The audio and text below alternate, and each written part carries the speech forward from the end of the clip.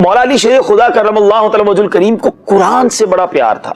علم دین کے تو آپ وہ شاہکار ہیں کہ وہ حدیث ہی کافی ہے. سرور کائنات علیہ السلام فرمائے جس کا مضمون ہے کہ میں علم کا شہر ہوں اور علی اس کا دروازہ ہے. کیا بات ہے. اور پھر اسی طرح مولا علی خود فرماتے ہیں رضی اللہ تعالیٰ عنہ کہ آپ اتنا قرآن پاک کی تفسیر جانتے تھے, قرآن پاک کے بارے میں اتنی قرآن فہمی تھی کہ آپ فرماتے ہیں کہ اللہ کی قسم میں قرآن کریم کی ہر آیت کے بارے میں جانتا ہوں کہ وہ کب اور کہاں نازل ہوئی. واہ واہ. دیکھیں سورت کا معلوم ہونا اور ہے, آیت یعنی یہ سورت مکیہ ہے, یہ سورت مدنیہ ہے, چلے ہم قرآن میں تفسیر پڑھ لیں گے, لیکن ایچ اینڈ ایوری آیت صحیح مجھے معلوم ہے. مولا علی فرماتے ہیں کہ وہ کب اور کہاں نازل ہوئی.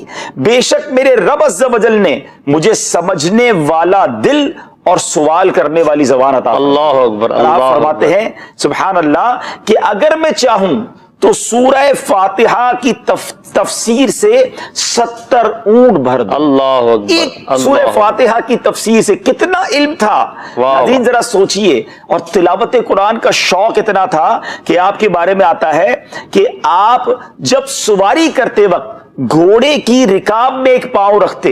آپ نے دیکھا ہوگا جب ہارس رائڈنگ ہم بھی کبھی کبھی کرتے ہیں تو ایک پیر رکھتے ہیں پھر دوسرا پیر رکھتے ہیں, سیکنڈز میں دوسرا پیر بندہ رکھ لیتا ہے. مگر یہ آپ کی کرامت تھی کہ ایک پیر رکھ کر دوسرے پیر رکھنے کے وقفے میں آپ قرآن پاک کی تلاوت شروع کرتے اور دوسرا پیر رکھنے سے پہلے پورا قرآن پڑھ لیا کرتے تھے. اب یہ شاید بہت سب کو سمجھ نہیں آئے گا کہ یہ کیسے ممکن ہے. تو اللہ والوں کو جب پلک جھپکنے میں حضرت سلمان علیہ السلام کے آصف بن برخیہ, قرآن میں یہ واقعہ موجود ہے, ایک تخت جو ہے وہ ایک ملک سے دوسرے ملک ملکہ بلقیس کا لا سکتے ہیں, تو حضرت علی رضی اللہ تعالیٰ کی شان بھی بہت عرفہ و اعلیٰ ہے. یہ اللہ والوں کے انداز ہوتے ہیں. بہرحال ناظرین, قرآن فہمی, قرآن کی تلاوت, علم دین, یہ مولا علی کی زندگی کے اہم ترین اوصاف ہیں. بے شک. بتائیے نا کہ ہم میں سے کتنے ایسے ہیں جو قرآن سمجھتے ہیں, بہت زیادہ قرآن پڑھتے ہیں.